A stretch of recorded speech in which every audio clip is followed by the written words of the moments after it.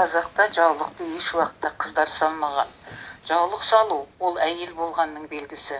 Сол себепті де қазақта мынандай мақалдар қалған.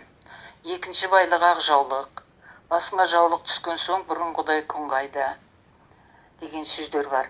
Желек астында желігі басылмай, желек астында желкілдеп деп жатады кейбір ұшқалақ жас келіндер жөнінде. Жаулықты, яғни желекті аяғы ауырлап сәбилі болғанша киеді. Келіншек балалы болғанда ғана кимешек киеді. Өйткені қазақ әйелі ел көзінше омырауын ашып бала емізбейді. Кимешектің бүкіл кеудені жауып тұратын мол етегі әйел омырауын көзден де суықтан да қорғайды.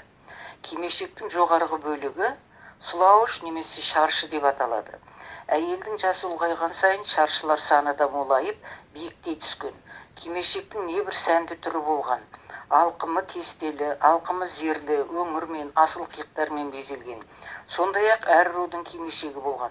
Найман кимешек, адай кимешек деген сияқты. Ал енді осы әйелдің киімін 3-4 сынып, әйел болғанда да балалы сәбилі болған әйелдің киімін 3-4 сынып қыздарының киіп жүруі ақылға қона ма? Көз алдыма ергежейлі қатындар елестейді. Денем түршігіп кетеді. Бояушы дегенге сақалымызды боямайық деп жазады Әмина Құрманғалиқызы. Біздің жастар бұрын қалай жаппай орыстанса, енді жаппай араптанып жатыр. Бір сәт салыстырып көр. Осы араб халқының сенің қазағыңнан артық қандай қасиеті бар?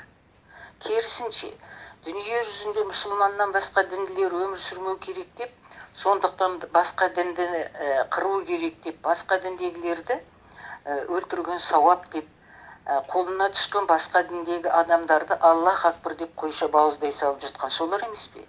Оны өздері сауап дейді. Құранда кісі өлтір делінген бе? Осы да мұсылмандықта. Күні бүгінге дейін гарем ұстап, көшеде жүрген аш-жалаңаш келімсектердің қыздарын 9-ға толса болды, гареміне әкеп 7-ші әлде 10-ші әйел қылып отырған солар емес пе? Оны өздері сауап дейді. 9 жасар дегенің сәби ғой. 9 жасар сорлы сәбиді шырылдатып қатын ету мұсылманның ісі ме? Сауап емес, күнә ғой бұл. Тарихына үңілсек, әрбір 3-ші қызды тірідей көмген, құрбандыққа құл шалғанда солар емес пе? Бет-аузын бүркесе, аптап желден қорғану үшін, шолақ шалбар кисе, құмға малынбас үшін киеді. Ал сендерге не жорық? Біздің қазақтың жігіттеріне не жорық?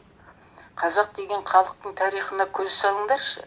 Сендер ұялатын, сендер жиренетін не бар? Қазақтан текті, бауырмал, кішіпейіл халық бар ма?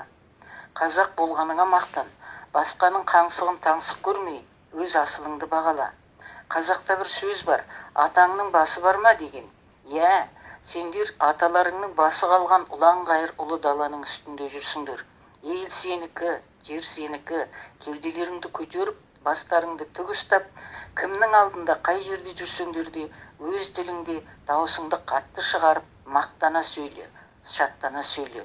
Өйткені сендер кешегі ұлан ғайыр даланы 3000 жыл тұлпарының тұяғымен дүбірлеткен сақтардың, бертіндегі ғұндардың, онан беріде көк түріктердің ұрпағы және бүгінгі қазақтың ұл қызысыңдар деп жазады сыншы Әмина Құрманғалиқызы.